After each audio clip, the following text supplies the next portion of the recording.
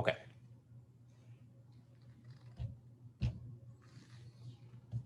Okay, so we're going to start with the question of the day. I'm going to ask you a simple question. Please respond in chat. Whoops, just one at a time.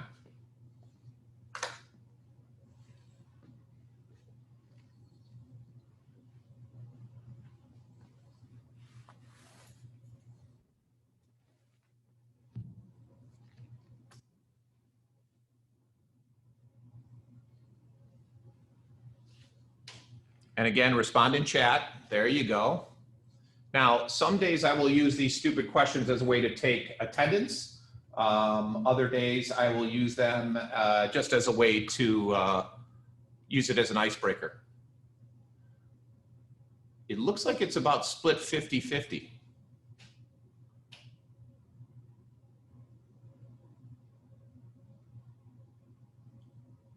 Okay. Beautiful. Okay, second question. If you could uninvent one thing in the world so that it would no longer exist, what would you choose? COVID is not a valid answer. It's too easy.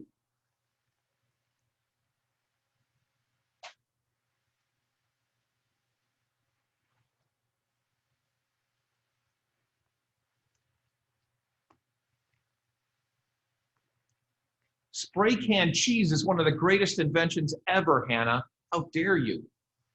Sparkling water? All right. Nice on the robocalls, alarm clocks. Coconut water, grape jelly. I agree. Strawberry is the only way to go. Jacob, is that spam the food or spam as in mail? Mail. Remember, I can't hear you, Jacob. So if you talk, you gotta throw everything in chat for now. We'll get this worked out later.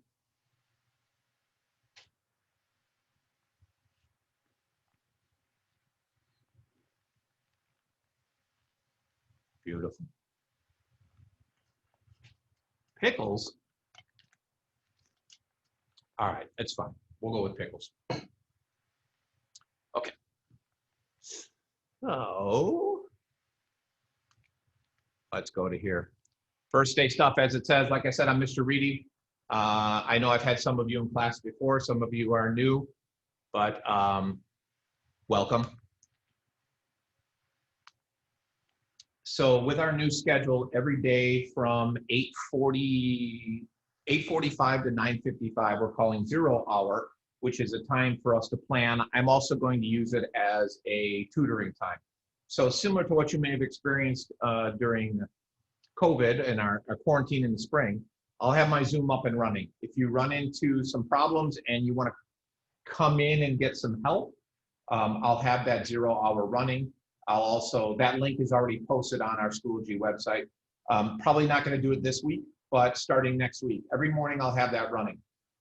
If you want to jump in, jump in. However, probably the best thing to do is if you know you're going to need some help that day, just shoot me an email and say, hey, can I come in tomorrow? You don't need to, but it helps me plan.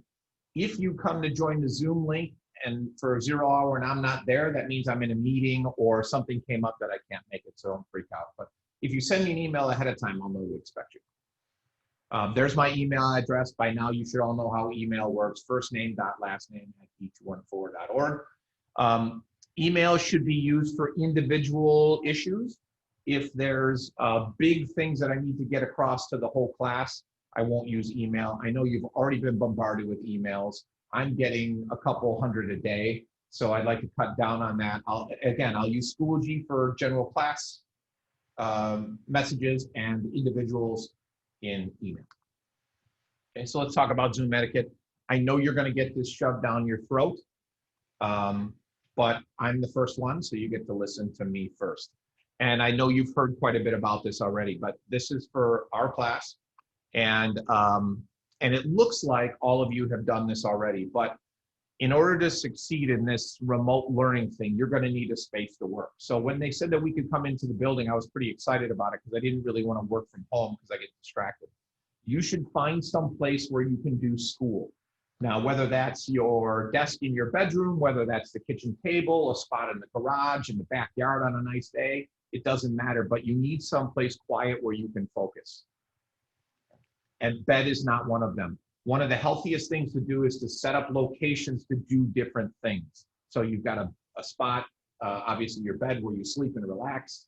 You've got someplace where you can do school. Be on time. Okay, I start at 10 o'clock every day. So if you're not here, then fix that and get on time. Yes, we are tracking tardies eventually. Yes, we are tracking absences. Let me summarize, not summarize, but let me make this blanket statement. This is not the spring. Okay, the spring was a joke. This is not going to be a joke. We're trying to simulate school as much as possible using the technology that we have on hand. If you don't want the back of your room to be visible, then put a background up. Just make sure it's school appropriate. I don't care what you use. It could be an opportunity for you to express your individuality, whatever works for you. Give me 1 second here. Okay. Also, if you haven't already done so, please put a picture in place. Now, what I mean by that is on Zoom, if you shut your camera off, it goes to a default. I think the default is a capital letter. Change that so I can see your face. And then on Schoology, do the same thing. I'm going to have a hard enough time putting faces with names because of the scenario we're dealing with here. But please do that as part of your, and you probably want to do that for all your classes. Once you do it on Zoom, you're good to go. But for all your Schoology classes, get that under control. Get the mute under control. Again, first technical glitch today with the audio. So you should, I think it automatically mutes you when you join. Is that correct? Okay. Study groups. Over on the right-hand side of the screen, you've got I put together the Zoom expectations graphic so you can look at that later. It's pretty much what I already talked about. However, this class is going to push you and push you pretty hard. In order to survive, both academically and mentally, you're going to need some help. And that help, what I have found in the past, is works best in a study group. So whether that's a study partner, a small group, a big group, whatever, you're going to need people to work with in this class. It's also kind of weird that we're remote. So one of the things that I'm going to be doing in this first week is giving you an opportunity to get to know your classmates. By tomorrow, or not tomorrow, sorry, I keep doing that. Wednesday or Friday, you're going to pick a group that you want to work with. And so when we go to breakout session, you're going to have that same breakout session for a while. All right, so that's one of the things. As I'm trying to get to know you, you're also going to try to get to know me and everybody else in the class. That's going to be quite a struggle, but I've got some things in place that we can work through that. Getting back to the study groups. Because this class is everything's working towards the AP test. As I said, I'm going to push you really hard. To compensate for that, we have a special grading scale for AP Calc. It's 80, 70, 60, 50. So it would be nice if things get too difficult if I could just make things easier. I can't because I know what the AP test looks like. So to compensate for that, we have this lower grading scale. Okay. I've explained that to your parents. For those of you, for the parents that are already in the parent Zoom last week, I explained that to them. I will explain it to them again, just so they know if you have a 78 in the class, it's actually B, not a C. And it'll take some adjustment for you and for your parents to see that on Infinite Canvas. Okay, any questions so far? If so, throw it up in chat, because again, I can't hear you right now.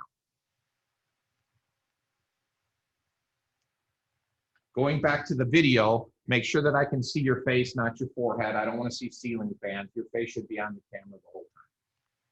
Okay. Nothing in chat, so let's move on. Schoology. All right, so let me go to Schoology here. Let's see, get this out of the way. Come over here. Here's our Schoology page. And you will see some things on the screen now that you won't see on your iPad because I'm the teacher and things are hidden. So for instance, the first thing is the calc. Let's start from the top and work our way down. Zoom link, Top of the Schoology page is a Zoom link. It's a repeating Zoom link every other day that we meet. You can click on that. Whatever works best for you. There's the 0 hour link. So anytime you want to come in for help, you can do that. This I'm going to unlock now, but our calc textbook is digital. And when you download it, this is really important. Do not put it into Notability. It'll crash your Notability. Put it into Books, which is on your iPad. If it's not on your iPad, I think you can get it from self-service. So let me say that again. Put it in Books, not in Notability. Next to that is, or below that is the A-Day calendar. So this is our school calendar. It's a Google Cal. So if you are if you're using Google Cal, you can use that. That's where I'll dump everything. That's also our assignment sheet. So if I click on that and it opens, there you go. There's our calendar. Okay, now what I found best is if you click on Agenda, it changes it into what would traditionally be an assignment sheet. Okay, so that's there's all your work for pretty much the first 2 weeks. And that's where I'm not going to hand out a traditional assignment sheet. It's just going to be that calendar that you have access to. So if you're, as I said, if you're a Google Cal person, you can add that to your Google Cal. This block bell schedule, if I click on it, is something that you might want to use. I'm using it more with my freshmen, but I thought maybe you guys would like it also. It's, if it ever loads, oh no, sorry, that's our schedule. Yeah, you're gonna want that. It'll take you some time to learn it. There's something else that I had posted here, hold on. Oh, here it is, the schedule planner. One of the teachers at Prospect created this, and I thought that you might wanna take a look at it. You can save a copy of this and follow the directions, but what it is basically is it's a place for you to dump your links for all your Zoom stuff.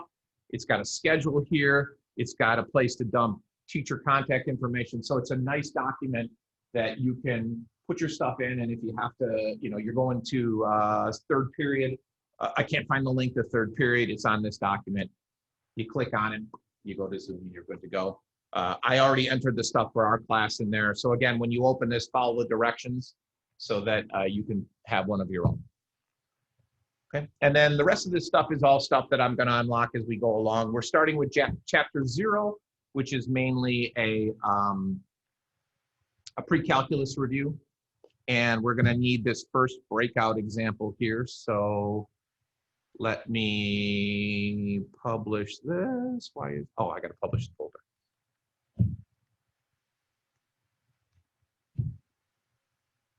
Give me 1 second. Publish the folder. Breakout examples. We don't need that yet. Give me 1 second. Okay, you'll also notice that I've got 3 folders in here. One is video lessons, which I'm hiding right now so it doesn't get in the way, and homework answers and slideshows. So on days that I use a slideshow, I will make those slideshows available after the lesson. I also record all the lessons, so I'm recording the Zooms. I'll figure out if it's better for me to record the Zooms or record the board. And then you'll notice in the homework answers, it's just what it says. It's the homework answers. So these are all the answers to the day 1 homework. This takes care of the first chapter. So it's not a matter of keeping it secret or having to always go to the back of the book to find the answers to the odds, because I know you're going to want to check your answers. So it's in there. You will need this day 1 breakout example. So I'm going to give you about 2 minutes. If you could download that and throw it into Notability, that would be fantastic. I will amuse myself while you're doing that. Go.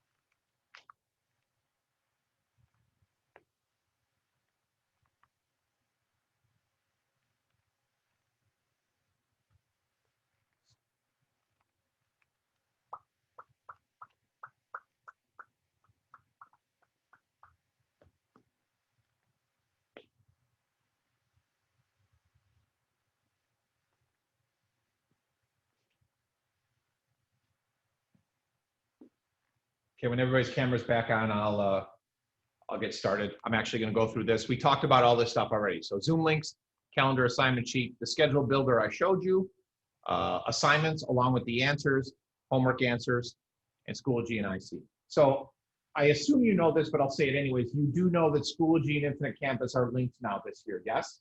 Thumbs up. Okay. Now, I don't know if that matters to anybody, and it probably doesn't matter to you as much as it matters to me. Back in the old days when I would grade things on Schoology, I'd then have to enter the grades into Infinite Campus. This year, they're automatically linked, which will make my life a lot easier since I'm working in a digital environment and you're going to be turning things into a digital environment. Okay, so let's take a break and talk about how you're going to do things. I'm not going to tell you how to work. It's entirely up to you, because what works best for you might not work best for me or for him or for her. So in other words, if you can figure out a way to be able to follow along on Zoom and take notes in Notability, great. If that doesn't work for you, then you need to find another method to use. You know, I would think if I was in your position, I would probably go back to a traditional notebook, taking notes in a notebook. The same is true with homework. If you want to work in a digital environment, meaning open up Notability on a new page and start doing your homework on Notability, that's fine. If you want to go back to a traditional pencil and paper thing, how are you going to turn it in? Well, you take a picture of the pages and you submit it the same way you would anything else. I'm okay with just about any method as long as I can get the stuff and you are in a position that you can learn correctly. Okay, and that's gonna take some experimentation. So you might think, well, split screening is the way to go. I'll have Zoom on one side, I'll have Notability on the other side, and I can take notes. And you might find that maybe that Zoom is too small, or maybe you don't have enough room in Notability to work. It's entirely up to you. And towards the end of the week, we're going to have a group discussion where I want to hear about the different methods that you're all using to see if maybe you have a suggestion for somebody that they hadn't thought of. Okay, so that's going to require some experimentation. And also, the way you work in calculus might not be the same way that you work in, let's say, AP Chem. You might figure out that there's a different method to use in AP Chem. Okay. All right, day-to-day. We talked about that already. You're going to need a calculator. As juniors and seniors, you probably already have your calculator. The textbook we talked about already. Again, put it in books, not in Notability. Calendars, assignments, groups and partner work. We talked about that already. Okay, so let's spend a couple minutes talking about fixed versus growth mindset. I'm sure you've heard these terms before. If you haven't, I'll give you a brief rundown. A fixed mindset has an idea like, I can't do this. I'll never be able to learn this. This is too hard. Growth mindset is, this is really hard, but I think I can eventually learn this. In order to succeed in this class and succeed in life and succeed in school, you need to have a growth mindset. Okay? And it comes from brain research. Now, out of brain research, some of you have been programmed for, 11 or 12 years of school that you must always get the right answer. And you're the only one that doesn't have the right answer. You're the only one in the class that doesn't get it. Complete garbage. You know that's not true, but getting your brain unprogrammed is going to take a little bit of work. Mistakes are encouraged. You will hear me use the phrase, get in there and get your hands dirty. By that, I mean, instead of being afraid to get into a problem because you might get it wrong, instead of being afraid to answer a question because you might get it wrong, especially in a group setting, you need to get past that. Your brain learns considerably more by making mistakes and fixing it than it does not attempting it. Communication is crucial. Obviously, today we're having I'm having an issue with communication, but you need to talk. Some people aren't comfortable in talking in a group session or group, we have 30 people in here right now. I learned from the spring that people just simply won't talk in a large class setting, even if you call on them. So I've designed a lot of stuff in breakout sessions, thinking that when you get into a smaller group, you're more likely to communicate. But you need to learn to communicate. You need to learn to advocate for yourself. You need to learn to ask questions if you're confused. You are not the only one that doesn't understand it. And what I see a lot in class is, Bella, I'm going to pick on you only because you're at the top of the list. You're the only one I can see. So if Bella asks a question about problem number 7, in a classroom setting, I physically see like 10 people go, oh yeah, thank God she asked that question. Okay, so don't be afraid to ask questions, no matter how stupid you think they might be. They're not. You might also think that you can't learn calculus. You can learn calculus. I could teach calculus to freshmen. It's just a matter of whether or not you can buy into the system that I have in place. And that system is going to tax you. It's going to make you uncomfortable. It's going to challenge you. You're going to have to think about things you've never thought about in a math class before. If you can buy into the system, you'll do just fine. And here's the weird thing that I told your parents the other day in the Zoom session, and they looked at me like I was crazy, and you're going to look at me like I'm crazy too. But the only thing that matters right now is that AP test in May. So many of you are worried about your prospect grade. What's my grade? How's my grade going to be affected in here? And as we start in the class early on, your grade might not be where you want it to be. I'm going to say this. Do not worry about your prospect grade. I control the prospect grade. So if you buy into the system and you work hard, I can tell you from experience, you'll do fine. If you get obsessed with your prospect grade and forget about what you're working towards, which is that AP test, you're going to run into problems. And I'm going to keep saying this to you, and it's not going to process, because all that's going to happen is you might see that B- on your Infinite Campus, and you're going to start freaking out about it. I'm telling you, put it aside and let it go. Just buy into the system, do the work, ask questions, you'll be fine. The other thing is, can you work with others? Some of you have been independent your whole high school career. You're going to have to learn to work with others. We're also going to talk about the difference between working near somebody and working with somebody. Working for somebody versus working with somebody. Okay? And you're smart enough to understand the distinction between those two, but we'll talk about it as time goes on. Okay, so aside from getting your pictures on Zoom and Schoology, your first chunk of homework tonight will be an autobiography. So it looks something like this. You'll see it, I'll post it on Schoology in a little while, but you're gonna put together an autobiography. Now, why are we doing this? Because we need to get to know you. And I picked some questions that I thought would be best in order to get to know people. That's first part of your homework tonight. The second part is all math-based, because eventually we are gonna get to some math in a little bit. Okay. It's a 2-page assignment on Schoology. This is the first page with the instructions. The second page looks just like the graphic, but without all the stuff inside. Okay, so simple things like your name, brothers and sisters, and their ages, if you have any. What do you see yourself doing in 5 years, 10 years, or 25 years, et cetera, et cetera, et cetera. Okay, beautiful. Any questions before we get started? And again, I'll remind you, you have to put it in chat because I'm still working out my audio issues. Going once, going twice.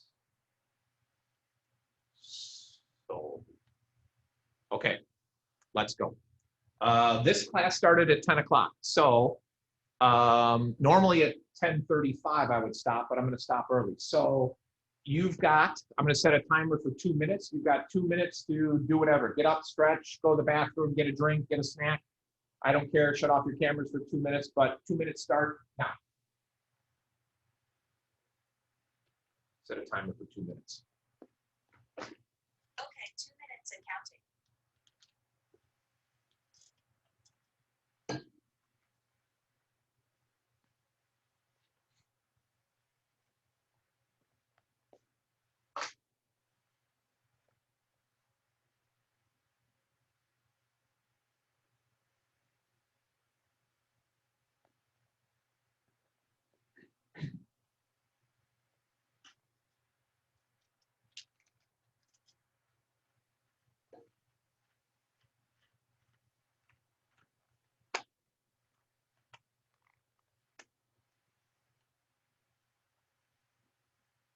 Amanda, how are you?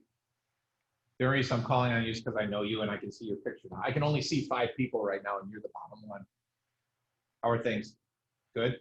I know you can't talk, so I guess it was dumb of me to ask you a question. I'll leave you alone now. Your 2 minutes are still going. Sorry.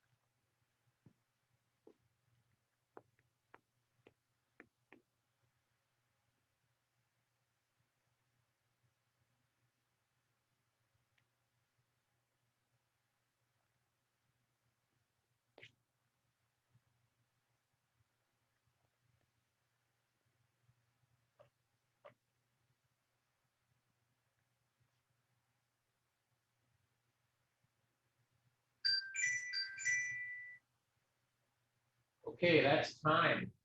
Let's go. Get the cameras back on. Awesome. One thing I forgot to talk about, which I can't necessarily control, but I'm going to ask for your help, is that for those of you that have had me for math before, remember my phone doc. And so when and if we ever end up back in the classroom, I'll teach you about that. But I can't control what you do with your phone. Now, what I've chosen to do is my phone is on the desk next to me, face down so that I can't see it, and out of my reach. I would suggest you do the same thing. And again, I can't control that. I mean, you do see people when all of a sudden they're going like this, you kind of get an idea that they're updating the Snapchat or recording a TikTok or whatever it is you crazy kids do these days. So put your phone away where it's not going to be a problem. All right, so let's do some math. The biggest issue that I ran into in the last month or so when I was planning is I've never taught in a 70-minute period. You've never taken a 70-minute period. So I have a lesson in place that I think will fit into the 70-minute time frame. If it doesn't, then we'll just pick up where we left off on Wednesday. Okay, so it is a possibility that as we get closer to the 11:10 deadline that I run out of time before I finish it, but it's okay. All right, so let's go. Graphs and models. This is theoretically all review from pre-calculus. So it's chapter P, which stands for pre-calc. And I'm going to go quickly. Again, if you have questions, let me remind you, throw something up in chat because I can't hear you today. So I start with a bunch of objectives. Can you sketch a graph of an equation? The answer to that should be yes. Better be yes, assuming the equation is reasonable. I'm not expecting you to know how to graph at this point, I don't know, the absolute value of x over x. But I am expecting you to be able to graph a parabola, a linear equation, even a cubic at this point, and a couple others which we'll get to. Can you find the intercept? We'll talk about that. Do you know what symmetry is, and can you test for it? Can you juggle? Anybody juggle? Nobody? And say, throw a yes in the chat if you can juggle. 5, 4, 3, 2, 1. Nobody, none of you 28 people can juggle. Disappointing. Okay. Graph of an equation. Got a nice little equation there in yellow. 3x plus y equals 7. What do you know about that equation? Well, it's linear. I'm going to answer my own questions today. Normally, I would ask you some questions, like this one. Is the point 2, 1 on the graph? Yes or no? Why or why not? Answer in chat, please.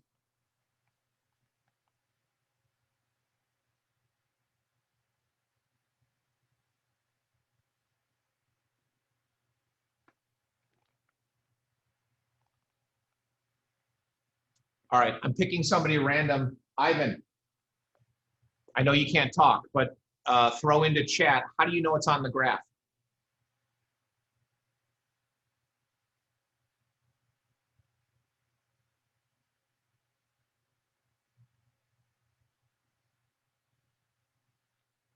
Beautiful. Perfect answer. If you plug it in, it's true. Correct. If I plug 2 in for x, I plug 1 in for y. 2 times 3 is 6, plus 1 is 7. Excellent. How many points are on that graph?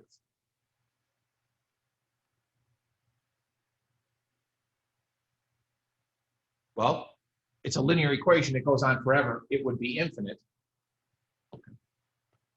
And how do I know if a point, I guess I didn't answer my own question. How do I know if a point is not on the graph? It doesn't make the equation true. So it's the opposite of what Ivan gave us. For instance, the point 2, 2 is not on the graph because 6 plus 2 is 8. 8 doesn't equal 7. That's true for any graph, any equation. Is it on? Then it satisfies the equation. If it's not, it doesn't. Okay. So we talked about, I already mentioned how many points are on the graph. That would be infinity. How many points are not on the graph? Also infinity. Which one's bigger? On the graph or off the graph? Which infinity is larger? Anybody want to take a shot at that in chat? 5, 4, 3, 2, 1. Very good. They are the same. Infinity is infinity. Amanda, you know what we just realized here? Your brain just got bigger because you made a mistake and you learned from it. Okay. Max's brain didn't get any bigger because he answered correctly. So good job. I'm assuming, and I'm going to move forward with this, that you can graph a linear equation. If you can't, you're in the wrong class. Okay, but you could convert it to slope-intercept form because I know everybody loves slope-intercept form. I hate it. I'm going to try to talk you out of it soon, but it is one possibility. You could make the old classic Algebra 1 T-chart. Pick a couple points, slap it into a T-chart, and go from there. If you're really lazy, you could just slap it into your calculator. But strangely enough, to put it in your calculator, you'd have to put it into slope-intercept form because it's got to be y equals. Okay. And in case you care, that's what it looks like. As we already guessed, it is a line. Okay, not only is this review, it's not even pre-calculus. This is Algebra 1 stuff. But again, I want to make sure we're all on the same page. So I'm starting simple. Plus, I don't want to freak anybody out. Intercepts. Okay. What makes an x-intercept and a y-intercept? Because we're going to be spending a lot of time with both of those. Okay. So as it says, an x-intercept is where y equals 0. Y-intercepts are where x equals 0. In other words, the x-intercepts are where does the graph cross the cross the x-axis. The y-intercept is where the graphs cross the y-axis. Okay. Problems? Beautiful. So what we're going to try now is I'm going to put you into some random breakout rooms. You might know somebody in that breakout room. You might not know somebody in the breakout room. It's okay. You're going to work together on the first problem on that breakout examples worksheet. Any questions? Beautiful. So 8 classes.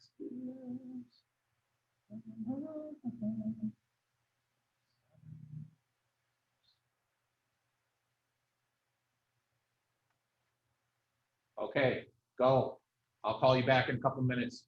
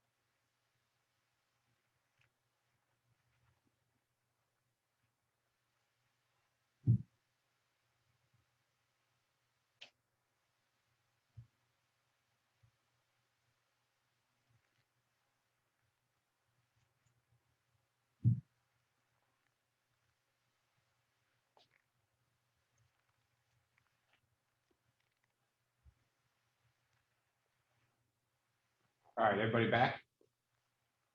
Oh, good. Get to see some new people then when you come back from the breakout sessions. Okay, so again, I'm asking you to post in chat. How many people actually talk to the people in their group? Give me a yes or a no.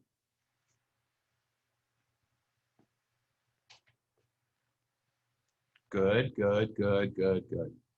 All right, seeing a lot of yeses. So you're either good liars or you actually talk to some of the people in your group. Okay. Again, normally I would ask somebody for some help as far as solving this, but I'm going to take you through it. That's a cubic function in number one. And so a couple of different things should happen, but you should have found some points of intersection. And so, whoops, let me try that again. So I started by factoring out an x. And then to find the x and y intercepts, I need to make y equal to 0 and make x equal to 0. So if I make x equal to 0, we're going to get 0, 0. So that was easy. We good to go on that one? Yes? Okay. The other one then would be, what if we set y equal to 0? So 0 equals x times the quantity x squared minus 4. Next, we apply the zero product rule. For a quick refresher here, the zero product rule says that if A times B equals 0, what does that tell you about A and B? One of them has to be equal to 0. We don't know which one, so we assume that both of them are equal to 0. Okay. So I would set x equal to 0. Well, that's boring. We already got that one. And I would set x squared minus 4 equal to 0. X squared minus 4 equals 0. Two ways to solve it. You could factor it if you remember how to factor the difference of perfect squares. Whoops, not squared. X minus 2 times x plus 2 equals 0. So I get x equals 2 and x equals negative 2. That's one way to solve it. Or what I would do is move the 4 to the other side and get, let me get some more room here. Let's see, I would do x squared equals 4, so therefore x is equal to plus or minus 2. Because you have to take the square root. Most common mistake using that method is people forget the plus or minus. You should get two answers there. Take those values, plug them back in to find out what we get. Okay, so it should be 0, 0 is one of them, and then we have the other points 2, 0, and negative 2, 0. Any problems there? Are we good? Give me a thumbs up. Outstanding. Okay, now, problem number 2. What can you tell me about the graph of that equation? Please put it in chat. Not a rhetorical question. Good. It's a circle. Where's the center of that circle? Again in chat.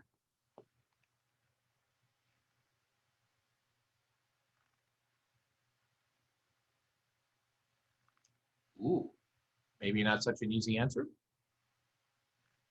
Good.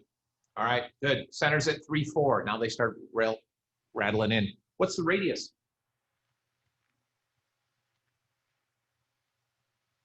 Good. 2. Okay, so 2 ways to approach this.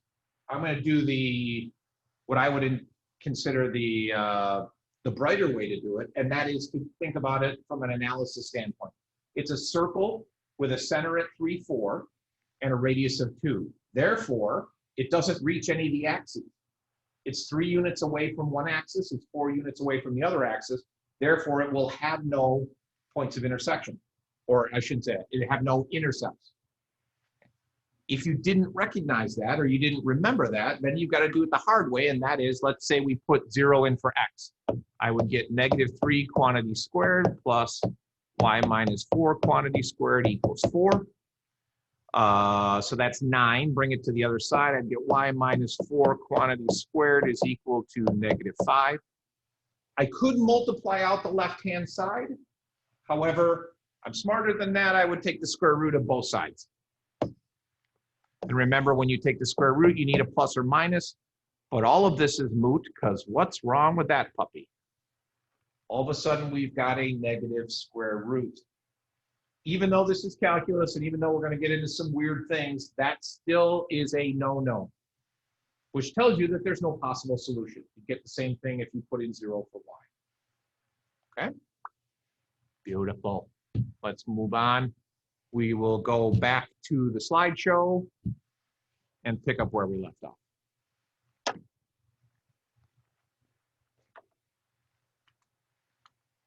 Okay, so here's the work for that. Showed you that already. We got the answers that I got before. There's the picture. It's a cubic, and we find those 3 points that intersect. So the picture matches exactly what we thought we'd get. And then for the second one, like we already talked about, there's the circle. I didn't show you the work, but I did it on the other page, so we're good to go. Okay. As the picture gets more complicated, the intercept can get more complicated. All right, so symmetry.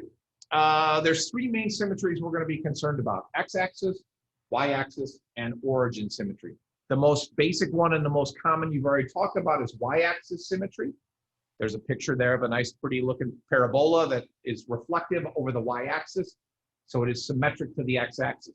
Theoretically, you have y-axis symmetry. If I take a samurai sword and I slice you down the middle, for the most part, your left side will match your right side. Now, I understand your liver is on one side and you only have one pancreas, but for the most part, you have that kind of y-axis symmetry. Okay. It's also known as an even function. Okay, now why is it an even function? Well, I'm going to give you a way to cheat. With a problem like this, especially in calculus, you're going to be asked 2 things. You're simply going to be asked, well, what kind of symmetry does it have? Or it's going to say, determine algebraically what kind of symmetry it has. This stuff in red is how you do it algebraically. But if we're clever about it, we can get the answer before we move on. If a function is even, then all of the exponents in the function are also even. So here's an example. X squared minus 3. All of the exponents are even. Now, what about that 3? Well, if you'll recall, that's actually 3x to the 0. Because x to the 0 is 1, so we get that 3. So that is an even function, symmetric about the y-axis. Again, as we're going along, if you have questions, fire something up in chat, because I have chat running right here. Okay. Second one, x-axis symmetry. You do not have x-axis symmetry. If I slice you in half at the waist with a samurai sword, the top does not match the bottom. You've got legs on the bottom and everything else up on top. This doesn't have a name other than x-axis symmetry. However, oh, by the way, here's an example of it. X equals y squared. This is bad. Why? Again, in chat. Why do we not care about this scenario?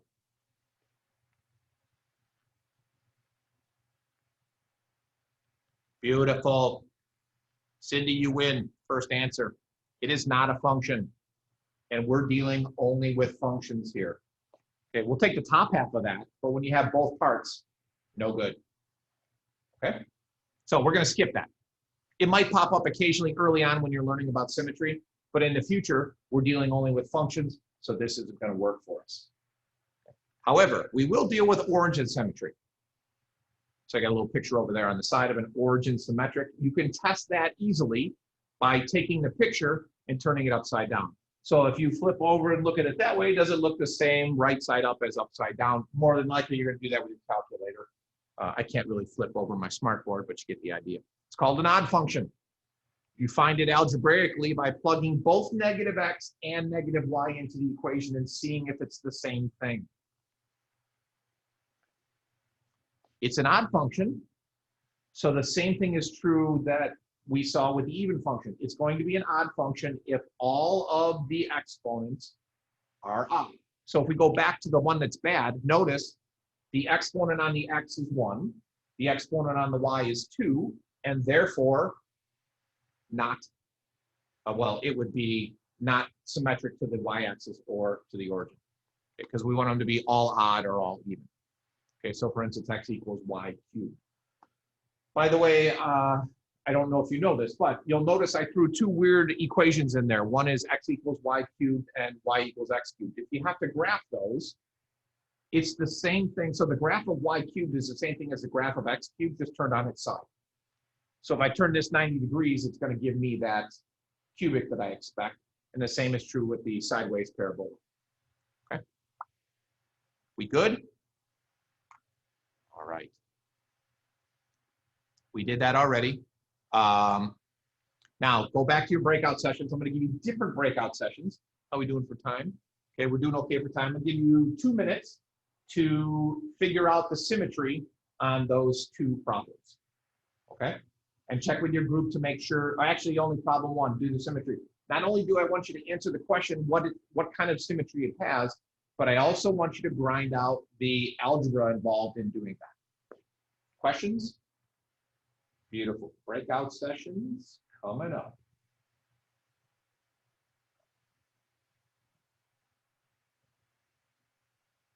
Different group, different people. Have fun. See you in a bit.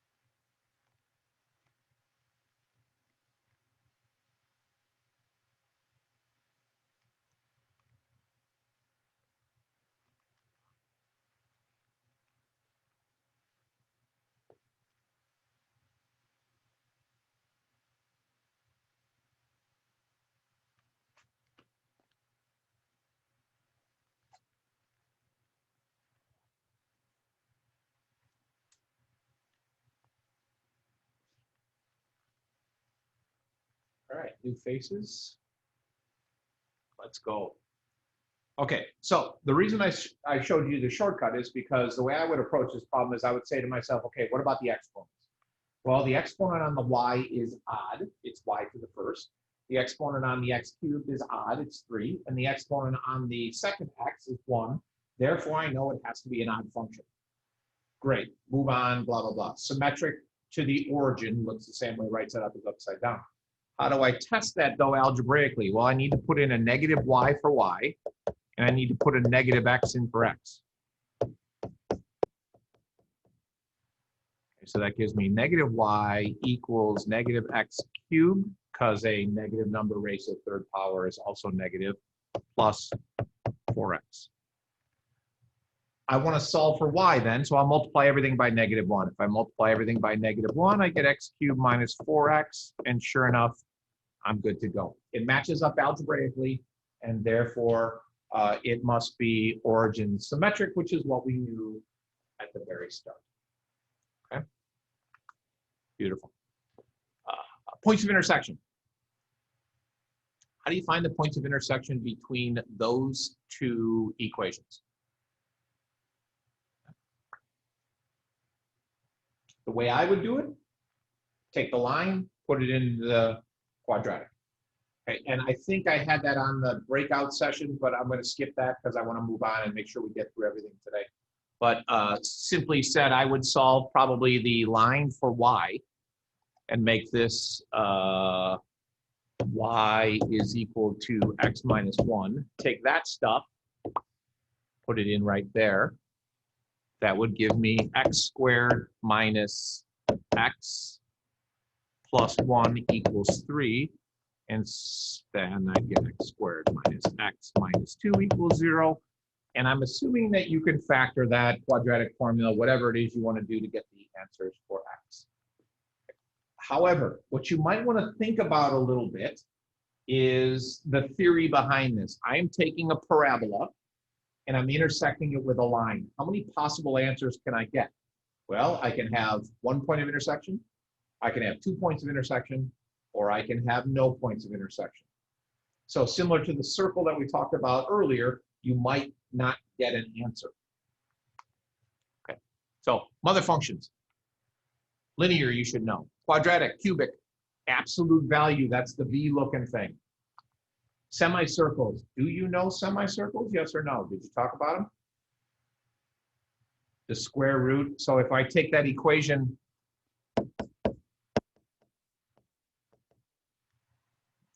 r squared, if I take that and I solve it for y, for instance, I would get y is equal to plus or minus the square root of r squared minus x squared.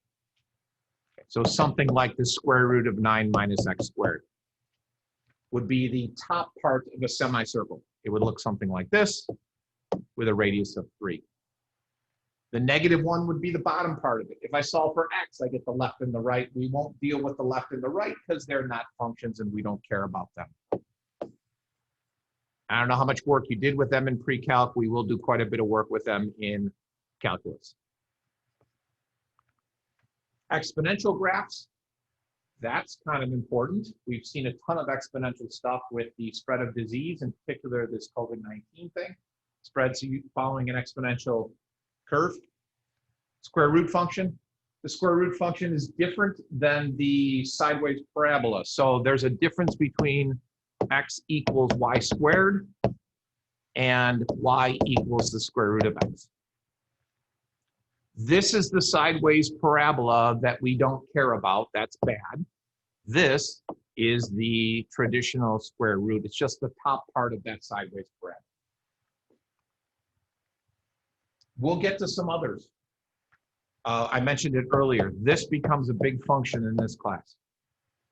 I don't know if you've seen that before. You might not have any idea what it looks like, but we will get to it eventually. And there's a couple others that pop up for us. Okay, we are probably going to run out of time. If we do, I mean, I'll wrap up before we leave, but if we do, just give the first day homework, the old college try and do the best you can. If theoretically it's review, we'll do some damage control on Wednesday. I'm just going to keep going until we get close to the end. Okay, slope you should know. Let's skip it. Equations of a line, you should know. This is what I wanted to convince you. For those of you that absolutely love slope-intercept form, y equals mx plus b, I'm going to convince you that point slope is a better way to go. Point slope, you need two things. You need a point and you need a slope. Whoops. You need a point and you need a slope.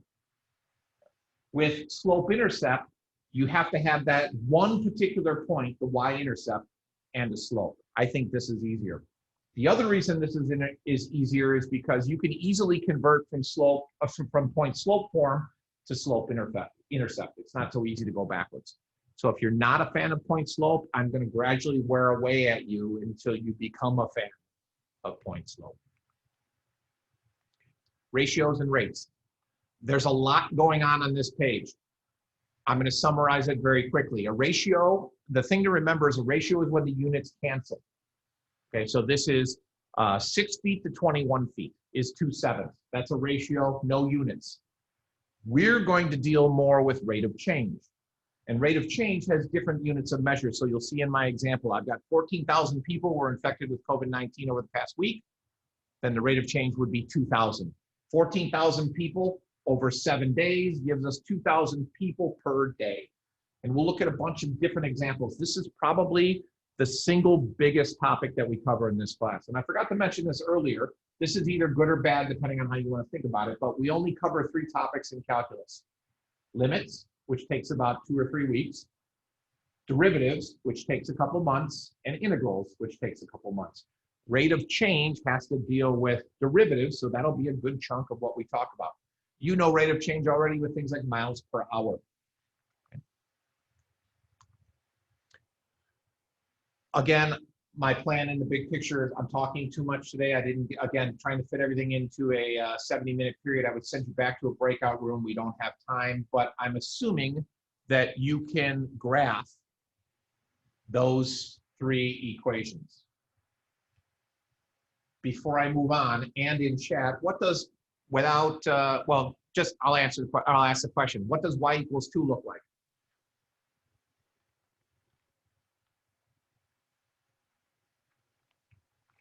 Five, 4, 3, 2, 1. It is a horizontal line. Cindy, I think you're 2 for 2 today. Nice job. Okay. Remembering the difference between a horizontal line and a vertical line, y equals horizontal, x equals vertical. Everything else is just a simple linear equation. Notice that A is in slope-intercept form. I don't like it. B is in some weird form. Put it into whatever works for you. And give me a thumbs up. Is it safe to assume that you can graph a line? Please tell me yes and give me a thumb. Oh, good. Parallel and perpendicular, you learned about this in algebra, you learned about this in geometry, you probably did it in Precalc, you did it in advanced algebra. If 2 lines have the same slope, m1 equals m2, they're parallel. If they have opposite reciprocal slopes, flopposites, they are perpendicular. Anything else, they're just 2 intersecting lines. Again, a little bit of practice, which we don't necessarily need. We can come back to that later. I will mention one thing. If I give you the equation 2x minus 3y equals 5, you should be able to find the slope of that line by solving for y. Or you might have learned in advanced algebra the whole b over a thingamajobber. I never do that. I just solve for y. But given an equation, can you find the slope of that line? And you'll need it when you put those together. Okay, I actually finished. I can't believe it. Beautiful. Okay, so let's talk about the rest of the week. Things will slow down a little bit. I've had a lot to cover. I'm a little spastic this morning. I'm sorry. I'm freaked out about this whole learning environment. I'm freaked out about doing something different after this is my 29th year at Prospect. So this is very different for me. And it's different for you. I get that. Let me stop screen sharing so I can see more of your faces. Okay. So, how did it go? In chat, please. Too fast, too slow, easy, little confused, need a review. Throw some ideas out there for me.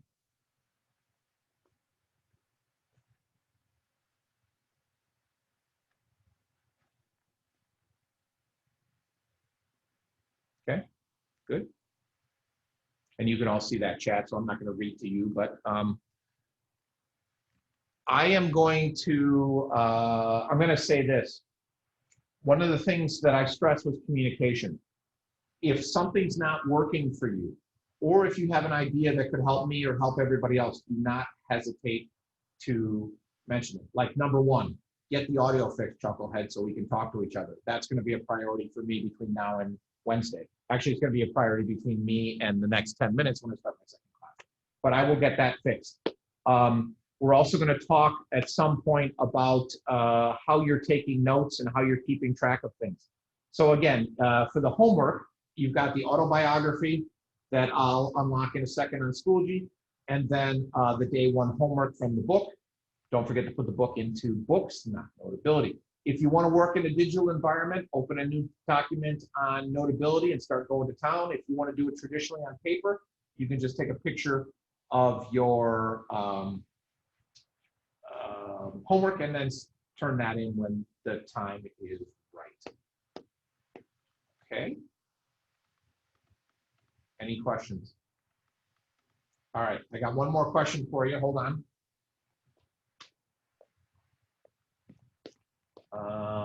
Let's see. Kaylee, Pick a page number between 1 and 150. Chat, you got to type it in chat, by the way. 136.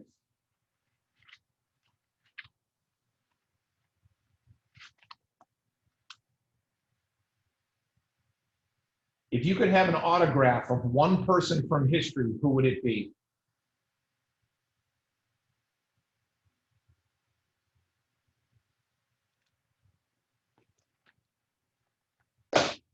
Cameron, I saw your question. The answer is a little bit of both. We don't spend a ton of time going over homework. I would say that if there's something that you get in and you get your hands dirty and you still can't get it, we can talk about it. But a lot of times I don't really find it very productive. So that's where zero always going to come in. If you sit down tonight to do the homework and you're lost on 7 or 8 problems, then you want to make arrangements to come into 0 hour. Michael Jordan, anybody? Marilyn Monroe, very nice. Good, good, good.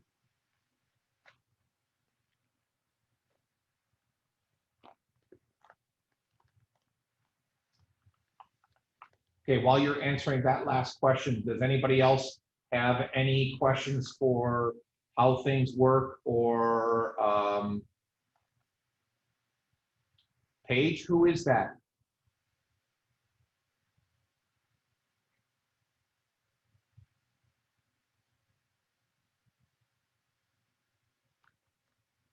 Jackie Robinson, Tim Hansen. Oh, yeah, okay. Good one.